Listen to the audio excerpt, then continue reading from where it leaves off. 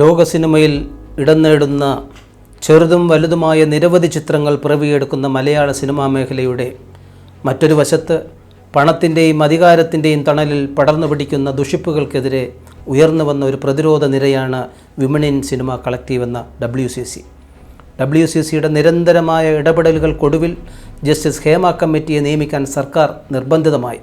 Cinema രംഗത്ത് സ്ത്രീകൾ നേരിടുന്ന പ്രശ്നങ്ങൾ പരിശോധിക്കാനും അതിൻ്റെ അടിസ്ഥാനത്തിൽ പരിഹാര നിർദ്ദേശങ്ങൾ നൽകാനുമായി 2017 കമ്മിറ്റിയെ നിയമിച്ചു. 2019 ഡിസംബർ 31 അവർ റിപ്പോർട്ട് സർക്കാരിന് സമർപ്പിച്ചു. 4.5 കൊല്ലം വേണ്ടി വന്നു ആ റിപ്പോർട്ടിനെ പുറം ലോകം കാണിക്കാൻ. പൂർണ്ണമായിട്ടല്ലെങ്കിലും അതിപ്പോൾ നമ്മുടെ മുമ്പിലുണ്ട്. ഹേമ കമ്മിറ്റി റിപ്പോർട്ട് ഒരു സിനിമ തിരക്കഥയല്ല.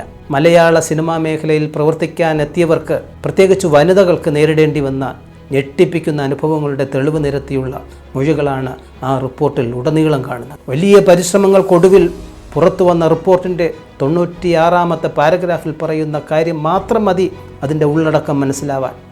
അതിങ്ങനെയാണ്: കമ്മിറ്റിയുടെ മുമ്പിൽ വന്ന തെളിവുകളുടെ അടിസ്ഥാനത്തിൽ ലൈംഗിക പീഡനം നടത്തിയത് സിനിമാ മേഖലയിലെ വളരെ പ്രശസ്തരായ ആളുകളാണ്. അത് കമ്മീഷന് ബോധ്യപ്പെട്ടിട്ടുണ്ട്. അവരുടെ പേരുകൾ കമ്മീഷന് മുമ്പിൽ പറയപ്പെട്ടതുമാണ്.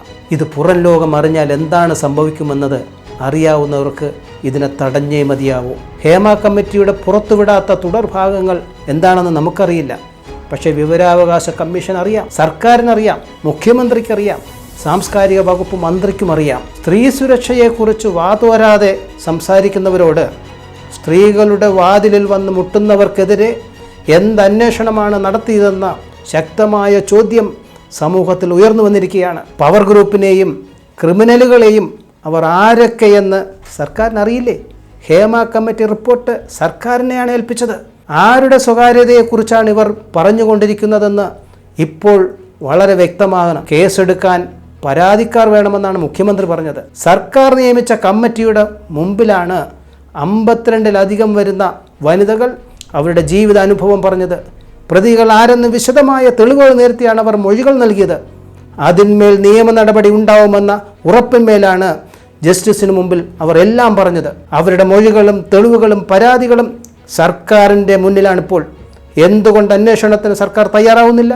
ഈ ലോകത്തെ തന്നെ നിയന്ത്രിക്കുന്ന ഒരു പ്രബല വിഭാഗമാണെന്നും സിനിമയിലും ആ പ്രബല വിഭാഗമുള്ളത് കൊണ്ട് ഒരു വിഭാഗത്തെ അടിച്ചമർത്തുമെന്നും നമ്മളെ കൊണ്ട് അത് മാറ്റാൻ പറ്റില്ലെന്നും സൈദ്ധാന്തിക വിശകലനം നടത്തിക്കൊണ്ട് സാംസ്കാരിക വകുപ്പ് മന്ത്രി പറഞ്ഞപ്പോൾ ഈ പ്രബലന്മാർക്കെതിരെ ഒന്നും ചെയ്യാൻ തയ്യാറല്ലെന്ന് വ്യക്തമാക്കുകയായിരുന്നു. ഇരകളും വേട്ടക്കാരനും ഒരുമിച്ചിരുന്ന് കോൺക്ലേവ് നടത്തി പരിഹരിക്കാവുന്ന വിഷയമല്ലിത്. വിവരാവകാശ കമ്മീഷൻ പുറത്തുവിടണമെന്ന് പറഞ്ഞ ഭാഗങ്ങളിൽ നിന്ന് 49 മുതൽ 53 വരെയുള്ള പേജുകൾ സാംസ്കാരിക വകുപ്പ് തന്നെ കടുംവെട്ട് നടത്തി ഒഴിവാക്കിയിരിക്കുന്ന വാർത്തയാണ് ഏറ്റവും ഒടുവിൽ വരുന്നത്. ഗുരുതരമായ നീക്കങ്ങളാണ് സർക്കാരിൻ്റെ ഭാഗത്തു നിന്നുണ്ടായിരിക്കുന്നത്. ഹേമ കമ്മിറ്റി പറയുന്ന പവർ ഗ്രൂപ്പ് ആരാണ്? പവർ ഗ്രൂപ്പിന് ഇത്രയും പവർ നിലനിർത്തുന്നത് ആരാണ്? പൊതുസമൂഹം ഉയർത്തുന്ന ചോദ്യങ്ങൾക്ക് മറുപടി കിട്ടിയേ മതിയാവൂ. നമ്മുടെ സമൂഹത്തെ ആഴത്തിൽ ബാധിക്കുന്ന സാംസ്കാരിക ജീർണതയ്ക്കെതിരെ പൊതുസമൂഹം, പ്രത്യേകിച്ച് സ്ത്രീകൾ ഉയർത്തിയിരിക്കുന്ന മുന്നേറ്റത്തോടൊപ്പം നമുക്കും കരുത്തു പകരാം.